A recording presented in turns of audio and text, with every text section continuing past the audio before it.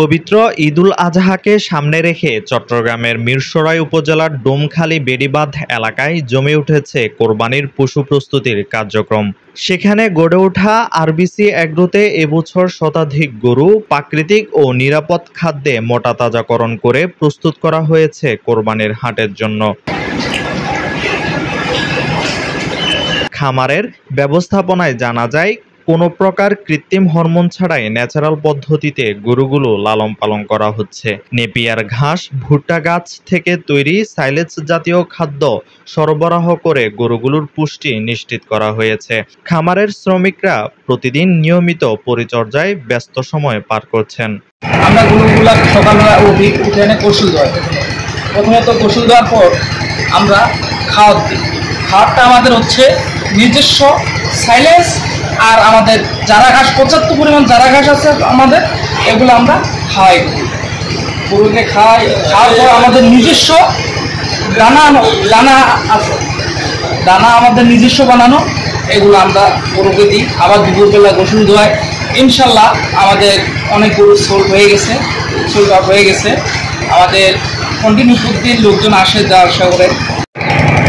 আমাদের আরবিসি এগ্রোতে অনেক সুন্দর জায়গাটা, মিরসরাই থেকে, চট্টগ্রাম থেকে অনেক লোকজন আসে।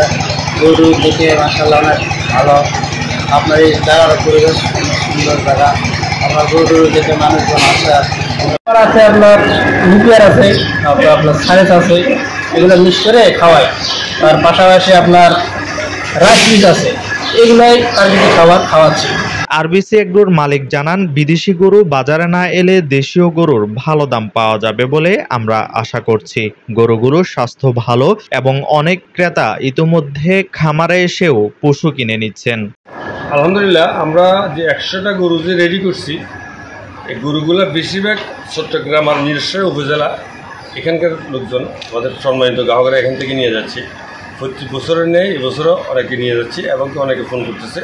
আর আমরা যেহেতু অর্গানিকভাবে গরুগুলো লালন করতেছি, সেক্ষেত্রে আমরা অনেকেই এই জিনিসটা জানা হয়ে গেছে, অনেকেই জানতেছে, ফোন করে বলতেছে এবং এসে দেখতেছে। গরু কিনা ছাড়াও আমাদের খামারা এসে খামার পরিদর্শন করতেছে, আমরা গরুগুলো কী খাওয়াচ্ছি, কীভাবে লালন পালন করতেছি, এগুলা দেখাশোনা করতেছি। আর আপনারা আমাদের কাছ থেকে গরু কেন নেবেন, আরবিসি এগ্রো থেকে গরু কেন নেবেন? প্রথম কথা হচ্ছে আমরা সম্পূর্ণ অর্গানিকভাবে লালন পালন করতেছি গরুগুলা, অর্গানিক খাবার দিয়া। আমাদের শুধু নিপিয়ার আর ভুট্টা সাইলেজ, এই দুইটা খাবার আমাদের প্রধান খাদ্য। খামারে কেবল গরুই নয়, রয়েছে দেশি বিদেশি জাতের গাভী, ছাগল ও ভেড়ার পাল, মাছের চাষ এবং চারপাশ জুড়ে ফলজ গাছের সমারোহ। এসব মিলিয়ে খামারের প্রাকৃতিক সৌন্দর্য যেন দ্বিগুণ বেড়েছে। স্থানীয় কৃষি ও প্রাণী সম্পদ বিভাগের কর্মকর্তারাও জানান, খামারটি পশু পরিচর্যা ও ব্যবস্থাপনায় সুনামের সঙ্গে কাজ করছে। কোরবানির সময় নিরাপদ ও স্বাস্থ্যকর পশু সরবরাহে এরকম উদ্যোগ গুরুত্বপূর্ণ ভূমিকা রাখছে। প্রায় 4 শতাধিক খামারি পর্যায়ে গরু লালন পালন করা হচ্ছে। তাছাড়া ব্যক্তিগত উদ্যোগে প্রান্তিক পর্যায়ের খামারিগণ আরও প্রায় 20,000 গরু উৎপাদন করতেছে। সব মিলিয়ে আমাদের মিরসরাইতে গবাদি পশু চাহিদা তুলনায় আমাদের কিছু বেশি আছে। আমাদের মিরসরাইতে চাহিদাটা হচ্ছে 50,000-এর কাছাকাছি।